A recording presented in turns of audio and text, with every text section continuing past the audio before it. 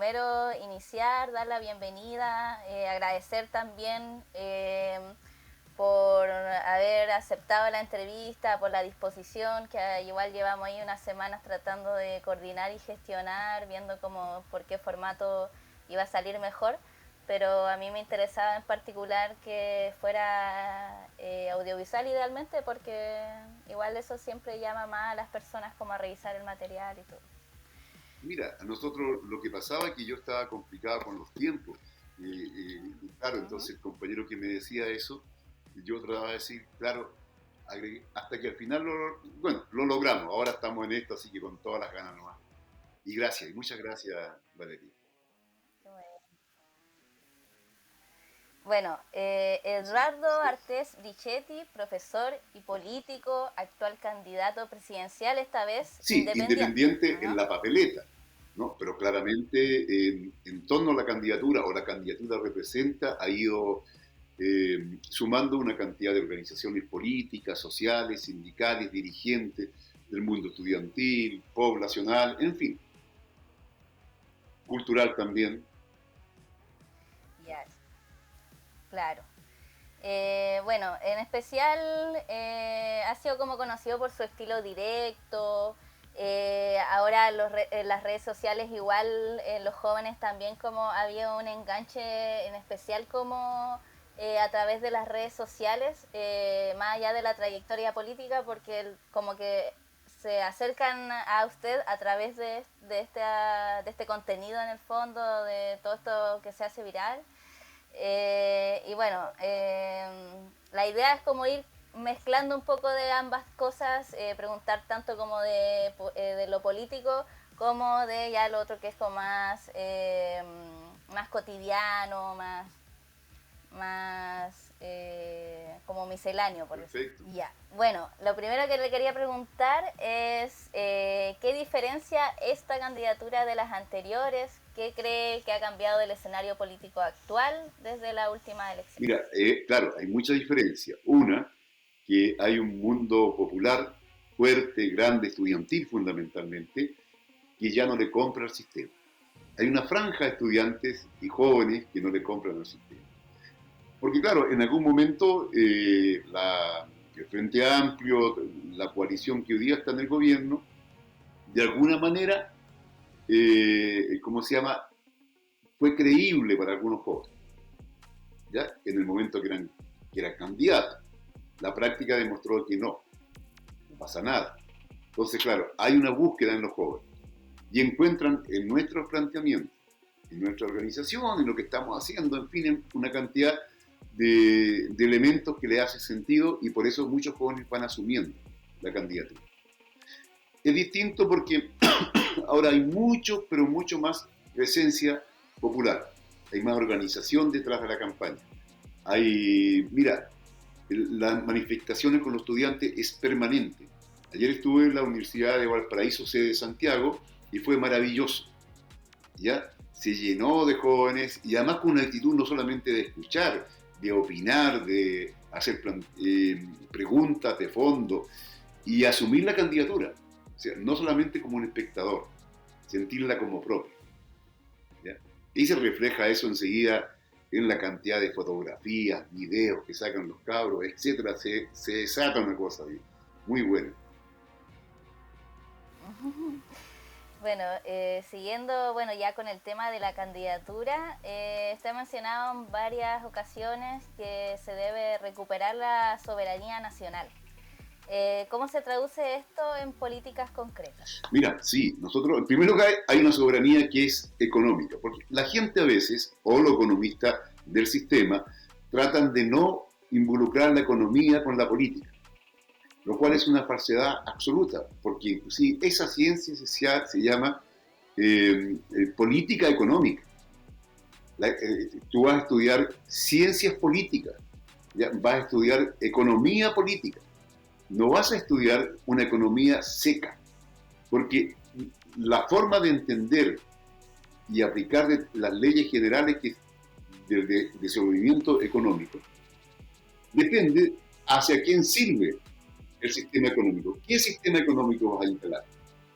Entonces, claro, Chile tiene un sistema neoliberal, Pero a donde se afianza el sistema neoliberal no tiene nada que ver con un sistema que signifique soberanía, independencia, etcétera, etcétera, justicia social, ¿cierto? ¿Ya? Entonces, claro, ¿en qué nos afirmamos nosotros? Nos afirmamos fundamentalmente que Chile es un país rico, pero muy rico. Ya quisieran muchos países tener todos los recursos que tenemos, pero que la explotación de esta riqueza ya está sirviendo nada más para aumentar las ganancias de los grupos económicos, tanto extranjeros como del país, ¿no? Que no satisfacen, porque no es para eso, es para ello, ¿no? Las necesidades y las demandas sociales, en educación, en vivienda, en salud, recreación, etcétera, etcétera. Todo lo que significa, digamos, la demanda social. Que ellos además lo ven como gasto social, ojo. Nosotros al revés, eso lo vemos como inversión social. Porque si tú inviertes en salud de una buena calidad, vas a tener una sociedad también con una determinada condición, en educación, en vivienda. Todo tiene que ver, en definitiva, con lo que significa la calidad de la misma sociedad. ¿Ya? Así que, claro, la economía tiene que ser para satisfacer la demanda. ¿Y es posible? Es posible. Chile es un país riquísimo, riquísimo, pero con una desigualdad social abismante, con una pobreza extendida, ¿ya? En consecuencia que un país tan rico no podría, ni por qué ser tan pobre. Somos casi no sé cuánto, algunos dicen hemos superado ya los 18 millones o 19 millones, no sé, acercándose por allí, y sin embargo Chile podría, con la actual producción incluso, aumentándola, colocándola al servicio de las mayorías, ser el doble o el triple de población. No es para que nos pase esto. Fíjate que en este momento hay una cantidad de niñas y niños, un 35% en forma oficial, esto es lo que dicen los datos oficiales, que no duermen en cama propia. Ya no hablamos de pieza propia, hablamos de cama propia. ¿Ya? Es que es una brutalidad. Entonces, ¿qué se espera? Nosotros decimos sí, hay que recuperar el cobre, el litio, todos nuestros recursos, la pesca, en fin, las grandes áreas de la economía, ¿ya? Estratégicas de la economía, para que esas ganancias signifiquen para nosotros. Por ejemplo, Codelco hoy día entrega al Estado 1.500 y fracción millones de dólares anuales. Y la gran minería entrega 1.300 y fracción anuales, o sea, 200.000 millones menos de dólares. En consecuencia es que Codelco solamente administra el 28% de la minería y más del 70% lo administra la empresa privada. O sea, porcentualmente, si nosotros tuviéramos toda la administración, claro que sería muchísimo la entrada que tendría el Estado. O sea, está ahí, está en la producción, están los datos. No es una cosa que uno esté, como se llama, especulando, está ahí. En ese sentido, bueno, acá en Antofagasta igual estamos en un contexto bien complejo como región, teniendo en cuenta, por ejemplo, que hoy día termina la audiencia del juicio ambiental que están realizando las organizaciones calameñas en contra del Estado por la contaminación. Y bueno, en ese sentido, por ejemplo, también estamos enfrentando como la aplicación de la Estrategia Nacional del Litio, que si bien viene como a potenciar la economía, también de cierta forma va a repercutir en los salarios del norte, y justamente una estrategia público-privada. Entonces, en ese sentido, ¿qué rol cree usted que deben tener las regiones mineras en la gestión de los recursos naturales? Bueno, lo primero, tú sabes que nosotros planteamos un nuevo sistema administrativo del país. Porque ese sistema que tenemos hoy día con regiones fue instalado entre el año 74 y 79 del siglo pasado por la dictadura militar de Pinochet. Y tenía era uno de los pilares, ¿no? de este país neoliberal. El otro pilar era la política de los Chicago Boys, de privatizar todo, y enseguida la represión. Es decir, la forma como está organizado el país desde un punto de vista piramidal, porque así era, donde Pinochet decía que no se movía una hoja en Chile sin que él supiera, eh, se reflejaba indiscutiblemente en la administración. Las regiones antes no existían como tales en el aparato administrativo del país. Es un fenómeno que se dio a partir de la dictadura, para que funcionara el sistema neoliberal centralizado. Es por eso cuando la gente en provincias, regiones, en las zonas del país alega, y con razón, que hay que descentralizar, tú no puedes descentralizar si el modelo que tenemos administrativo es centralista.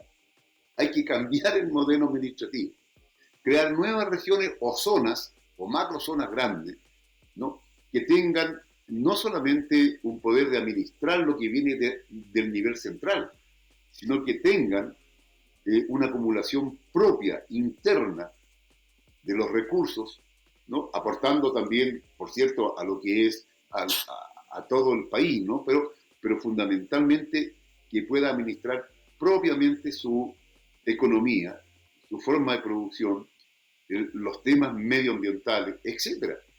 Pero si no es así, todo se va a decidir en una oficina de las grandes corporaciones, a veces ni siquiera en Santiago, puede ser en Nueva York.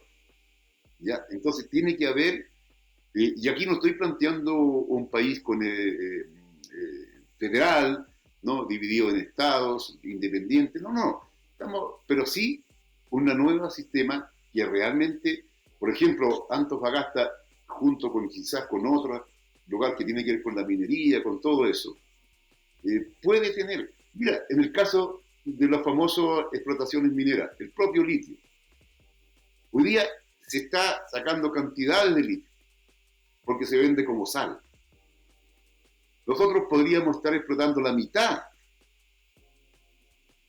de los salares, podríamos estar sacando la mitad, interviniendo la mitad, digamos, en el medio ambiente y teniendo más ganancias. Si es que eso nosotros le damos un valor agregado en la misma zona, con producción, con tecnología, baterías, esto y lo otro, y lo vendemos, por lo tanto, ya industrializado. No solamente como sal. Vender, como se llama, extraeríamos la mitad, eso se da un carácter de industrialización y se obtienen mayores ganancias. No como pasa hoy día. ¿Te fijas? Y en primer lugar, el trabajo de todas estas cosas extractivas debe tener en cuenta, y la opinión primera, de las comunidades. Es una cuestión fundamental. Y también la relación con el medio ambiente, porque aquí el problema es el siguiente. Todo lo que tú le haces al medio ambiente, en definitiva, si lo hacemos los propios seres humanos. Entonces tiene que haber una preocupación y una relación. Usar la técnica y la ciencia, así signifique invertir mayores cantidades para tratar de complicar lo menos posible, el menos daño posible. Pero a la empresa privada lo que le interesa son las ganancias, nada más. No es lo que vaya a suceder con el medio ambiente. Eso lo tiene sin cuidado. Al contrario, no creen que están haciendo daños que son irreparables muchas veces. En ese sentido, por ejemplo, bueno, acá en el norte, como está sucediendo ahora, bueno, hoy día finalizó la audiencia, y uno de los temas que igual que ha salido como muy a la palestra es la creación de la red de salares, donde igual las comunidades indígenas no han tenido como mayor participación, y han denunciado igual que todos estos procesos no han sido vinculantes con las comunidades. Entonces, desde ese sentido, cómo la institucionalidad determina los valores, el valor que tienen esos salarios y cómo logran equilibrar tanto como el auge minero con los problemas de contaminación que tenemos en la región. En ese sentido, ¿qué propone como para revertir eso? Bueno, lo que yo te decía un poquito, si tú tomas, ¿no? Y tienes una nueva división administrativa donde tengan en cuenta elementos, qué pueblos habitan allí, qué formas productivas, qué elementos climáticos, etcétera. Por ejemplo, te pongo aquí en el Guamapu. ¿No? En el Guamapu tú tienes allí el pueblo nación mapuche, que está dividido, fragmentado en forma artificial en algunas regiones, cuando eso debería ser toda una zona. Que la voz de ellos se manifieste cómo se realiza la producción, qué tipo de producción, porque si quienes habitan la zona no tienen voz, y más que voz, capacidad de decisión, entonces no hay ninguna posibilidad de que sus intereses estén presentes. Entonces, nuestra propuesta es cambiar aquello, porque en este caso, la voz de las comunidades en el norte, indígenas o no indígenas, de los habitantes en general, todos, se expresaría con poder. Hoy día no tienen poder, no tienen poder.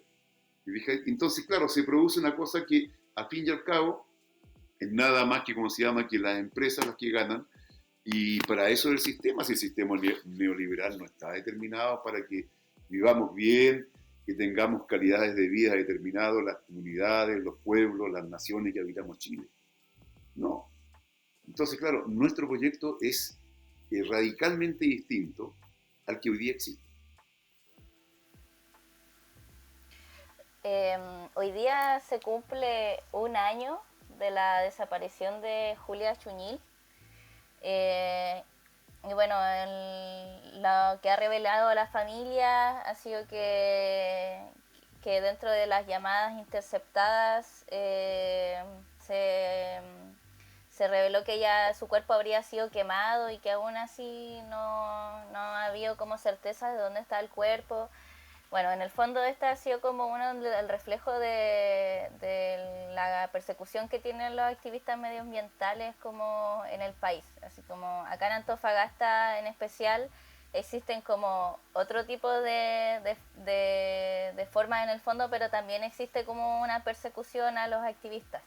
En ese sentido, ¿qué propone para garantizar la protección de los activistas medioambientales, entendiendo que el sector empresarial también se involucra en tanto a veces la desaparición como el acoso, el hostigamiento de estas personas? Bueno, en primer lugar, como se llama, no debe ser el sistema empresarial, y menos aún privado, e inclusive extranjero, quien dicte la ley e imponga la forma. Ellos siempre van a perseguir a los activistas medioambientales o medioambientalistas por una cosa muy simple, porque no les permiten el extractivismo voraz y brutal que ellos llevan adelante. Porque a ellos no importa re poquito lo que pase, ¿no? Porque no importa nada más que la ganancia. Entonces, nuevamente, hay que, como se llama, crear un nuevo sistema administrativo, pero en cuanto a los activistas mismos, deben no solamente tener una protección, sino que las comunidades y los activistas, las organizaciones tienen que tener poder. O sea, por eso que hay que cambiar la forma. O si no, siempre van a estar expuestos a que los poderosos los castiguen de la forma que han hecho con Julia Suñil, lo cual es una brutalidad enorme. Y tú ves que el Estado, los medios hegemónicos de comunicación, ni siquiera hablan de aquello. A veces cuando por los hechos ya tan brutales sacan una línea, en fin. Pero es eso una cosa muy esporádica y más bien de ocultamiento general. Como bien dices tú, lleva eso ya un año, ¿no? Más o menos, y sin embargo, con una lucha constante, con marchas en distintas ciudades, el movimiento estudiantil se ha puesto las pilas, en las universidades, en el Guamapu también hay mucho activismo sobre eso, incluso en las universidades del norte. Se ha convertido en una bandera nacional, ¿ya? Y sin embargo la prensa no lo coloca. Solamente a veces puede colocar a algo que puede para ellos tratar de criminalizar, ¿no?, la protesta. Eso es lo máximo que puedes lograr. Entonces, claro, hoy día la suerte de los activistas medioambientalistas en América Latina y en Chile en particular corren la peor de las suertes porque están enfrentando a un poder que es enorme, porque las ganancias que se llevan son enormes y no se van a retirar del escenario de la historia así tan simplemente. Entonces, un gobierno patriótico popular, en primer lugar, se debe permitir y proteger, ¿no?, todas las propuestas, todas las luchas medioambientales, porque si no es así, si las partes incumbentes no participan, simplemente tenemos lo que tenemos hoy día. O sea, manda el gran capital, la superexplotación de los recursos y por lo tanto la mala calidad de vida para el conjunto de la comunidad. Ujú. Bueno, en ese mismo sentido, yo le quería preguntar algo que alguna vez había dicho, diciendo que, déjame buscarlo para, eh, que ha defendido en algunas ocasiones el uso de la energía nuclear. ¿Sigue sosteniendo lo mismo? ¿O cómo dialoga esta propuesta con el modelo que tenemos hoy en día en el fondo? ¿O como si usted llegara a la presidencia, cómo podría como dialogar esta propuesta con el modelo o cómo cambiaría el modelo para que esto funcionara, entendiendo como el sistema actual que tenemos? Mira, nosotros no podemos pelear contra ningún tipo de energía. Ahora, la energía nuclear, de acuerdo a la ciencia y a la técnica hoy día, es lo menos contaminadora posible. Más aún, existe el radio, que es un elemento que reemplaza al uranio y que puede jugar un papel que no es contaminante, no es radiactivo.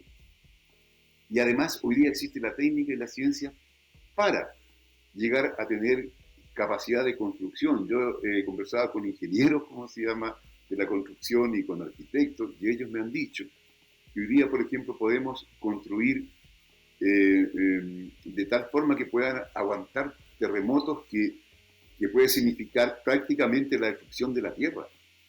O sea, un grado 15. Un grado 15, la Tierra desaparece, revienta todo. O sea, da lo mismo que reviente la central nuclear, que reviente todo, porque no tiene ninguna importancia, porque ya la Tierra entera reventó. O sea, si se llega a grado 15 ya no hay vida, ni la planta sobrevive. ¿Ya? Es decir, hoy día existen las condiciones para tener una energía limpia, no contaminante, y al mismo tiempo que no ocupe grandes extensiones, porque yo te voy a decir una cosa, la energía eólica, la energía, eh, ¿cómo se llama?, solar, etcétera, interviene también el medio ambiente a veces en forma brutal. Sin embargo, como se llama la energía nuclear, bien trabajada, prácticamente daña una mínima parte, nada casi. El peligro está siempre, claro, con este tema que a lo mejor, que puede haber un desastre, etc. Los desastres que se han en dos lugares, tanto en Japón como que se realizó, como se llama, en Chernobyl, ya se produjo fundamentalmente por dos razones. La de Chernobyl porque no hicieron mantención para ahorrar dinero. Estaba en crisis en ese momento la ex Unión Soviética, trabajó en un mundo determinado y eso creó esa situación. Y acá, la de Japón, porque la construyeron ya en un lugar inadecuado para ahorrar dinero, porque claro, hay que ver cómo se enfrían los reactores, etcétera, y le pusieron cerca del mar, ¿no?, cuando podrían haberle llevado mucho más allá, de tal manera que un tsunami no habría creado la situación que creó. O sea, el problema está determinado porque los grandes capitalistas que manejan esto ahorran dinero. Y entonces exponen a la población entera. O sea, yo creo que eso es una cuestión que hay que tomarlo en cuenta. Ahora, hay que analizar en profundidad. Nosotros no nos negamos a estudiar ninguna forma y una de ellas pensamos que es importante. Ya. Bueno, bueno, y ya pasando como a la última sección, quería preguntarle sobre principalmente los memes que se han hecho virales. Uno de los más famosos es cuando en la embajada de Venezuela lo interpela una ciudadana venezolana. Oye, no se ahí, no vaya a insultar, no insulte, estás en Chile y no tenés ningún derecho a estar aquí en territorio nacional a insultar al chileno. ¿Qué te crees tú, carajo? Darte la media vuelta y sale por allá. Así. Sí. Vayan a otro lugar, ¿por qué vienen aquí? Porque no hay protesta en La Moneda, porque no hay protesta aquí en su país. Ando a saber los zapatos del imperialismo yanqui como eres un gusano, eres un escuálido, un gusano. Vaya y aguanten hambre. No, mira, te cuento eso, que hay que verlo en el contexto. Nosotros estábamos en un momento que había una agresión sobre Venezuela, de los gringos, etcétera, y estábamos en el frente y la embajada, ¿ya? Manifestando que el imperialismo y los demás no tienen por qué meterse en los asuntos internos de Venezuela, en primer lugar. Estamos contra la agresión, contra el injerencismo, estamos por la autodeterminación de los pueblos, etc. Y llegó esta persona acompañada con algunos matones, tenía un equipo ahí, ¿ya? Y empezaron a gritar una cantidad de barbaridades que no te imaginas. Desde un grito que tenían, chichichi, lelele, viva Piñera, Pinochet, y a los comunistas los vamos otra vez, y todo eso encima. Ellos vinieron a provocar. Eso fue subiendo de tono. En un momento determinado se nos vinieron encima. Así, si tú ves un poco la seña, Carabineros tuvo que meterse entre medio para tratar de que no se nos vinieran encima. O sea, provocando incluso en forma física. Luego empezaron a gritar que teníamos que irnos de ahí, qué sé yo. Entonces nos veíamos que no, porque si estábamos nosotros ahí, no tenemos por qué retirarnos del lugar, ¿ya? Aún más, si tú sacas la cuenta, teníamos todo el derecho a estar en una calle expresando lo nuestro. Pero en ese momento empezó ya una agresividad brutal, no solamente verbal, sino que de empujón. Bueno, y gritaba, qué sé yo, que estamos pasando hambre, una mujer muy bien vestida, ¿ya? Y bueno, y ahí salió el tema de gordita, sí, se te nota que estás pasando hambre, está flaquita, una cosa así, le dije, no me recuerdo ahora. Soy venezolana, estoy aquí dándole gracias al presidente Piñera por habernos recibido en Chile, porque allá en Venezuela nos estábamos muriendo de hambre. Maduro es un usurpador. Nosotros le damos las gracias al gobierno de Piñera por haber demandado a Maduro en La Haya, porque Maduro es un asesino, usurpador. Le damos gracias a Piñera. Venezuela libre y de los venezolanos. Le damos gracias a Piñera. Defiendan al pueblo venezolano, no al gobierno, al pueblo. Gracias. Gloria al bravo pueblo que nunca lanzó. Yo vivo en Chile y estoy aquí porque tengo derecho a estar en la acera. Este es un país libre, democrático. ¡Viva Chile! Chichichi, lelele. ¡Viva Chile democrático! ¡Viva la democracia! Porque me estaba muriendo de hambre. Claro, porque tengo Puta que está delgadita, mujer, está delgadita. Ay, pero señor, por favor. Claro. Tengo un año comiendo marraqueta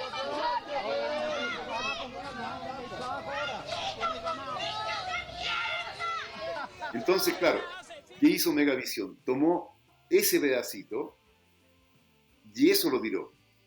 Pero si hubiera tirado el contexto general, cuando te están amenazando que te van a desgollar como fue en el tiempo de la dictadura, ya van a ver los comunistas lo que les va a pasar, ya, igual que en el tiempo de Pinochet. O sea, hubo toda una ambientación que produjo aquello. Ahora, esto no califica de que yo esté haciendo una discriminación por físico ni cosa que se parezca. No, fue una cosa del momento, que, presionados por la situación, que en todo caso para mí, aunque cause risa a mucha gente, a mí en lo personal no me gusta mucho la expresión que salió en el momento, porque en realidad tendría quizás le he dicho fascista, no sé qué cosa, pero no que estás delgadita, no sé, no, claro, sí, la verdad era esa, ¿ya?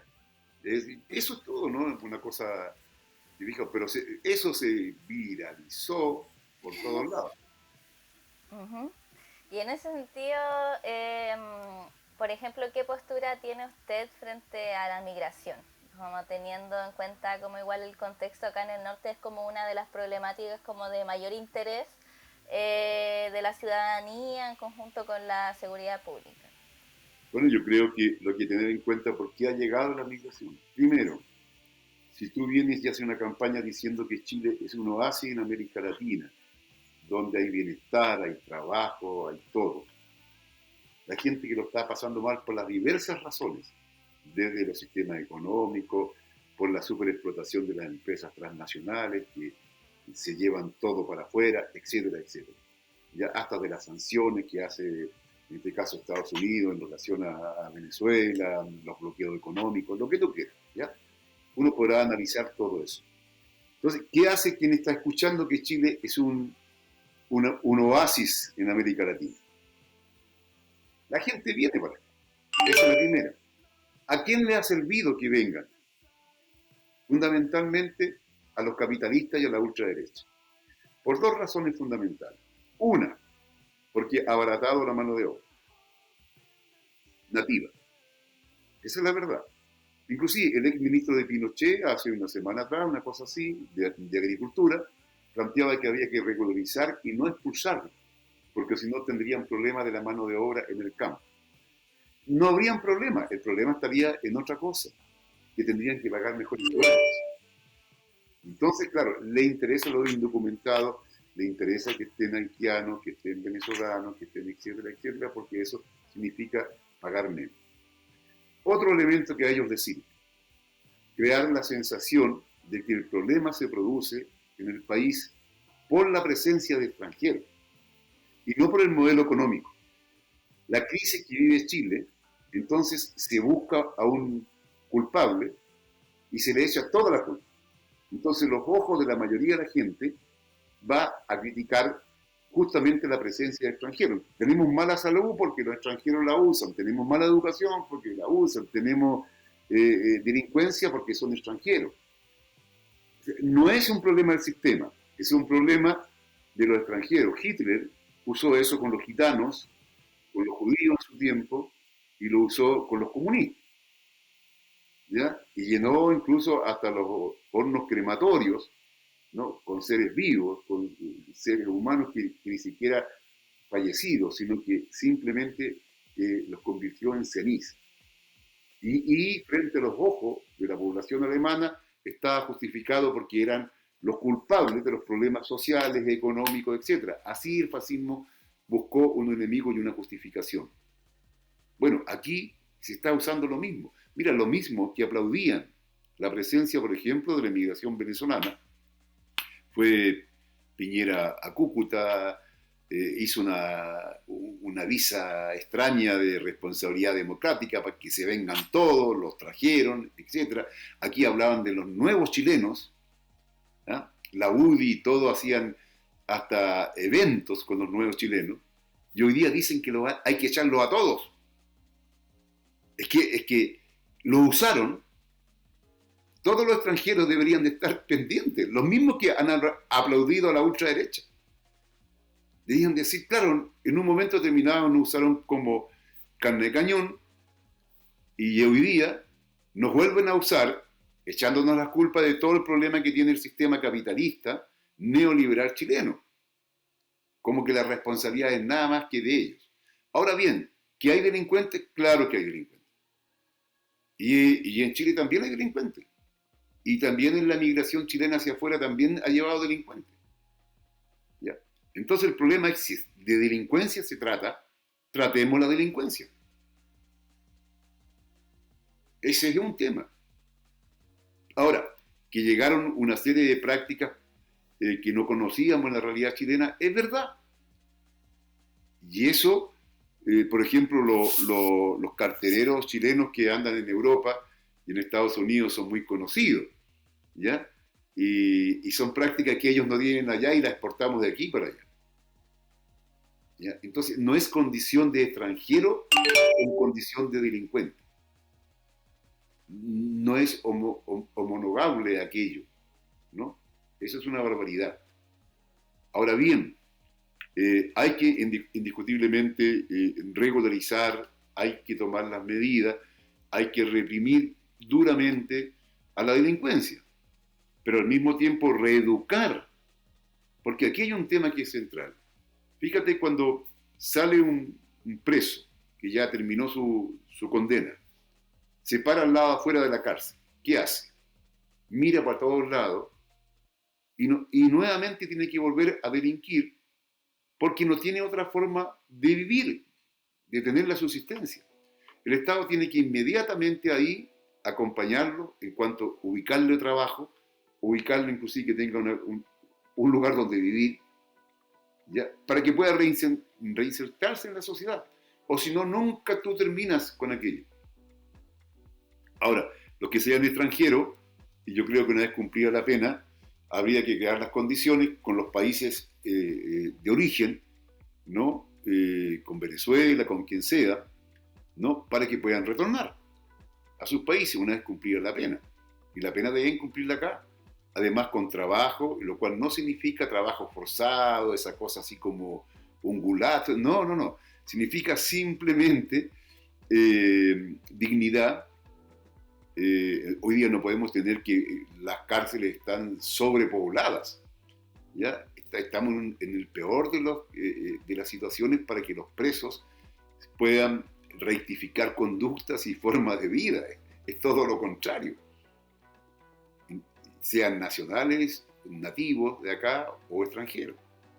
Entonces, claro, hay que buscar soluciones, pero la solución fácil del gatillo fácil, del balazo, de más represión, es lo que le conviene al sistema, porque el sistema acostumbra, naturaliza la represión y después la represión es contra las huelgas, contra las movilizaciones medioambientales de los pueblos nación mapuche, y se criminaliza todo lo que es movilización y se justifica la represión, porque los aparatos represivos no están solamente desarrollándose para la delincuencia, eso sería una ingenuidad de nuestra parte, se desarrollan fundamentalmente para defender el modelo económico extractivista, capitalista que tenemos, nada más. Ya, don Artés, entonces llegamos al final de la entrevista, para ya, no quitarle más tiempo igual. Ningún problema, al contrario, se te agradece mucho. ¿Ya? Que estés pero muy, muy bien. ¿Ya? Igualmente, muy agradecido. Chao, cuídate harto. Chao, gracias.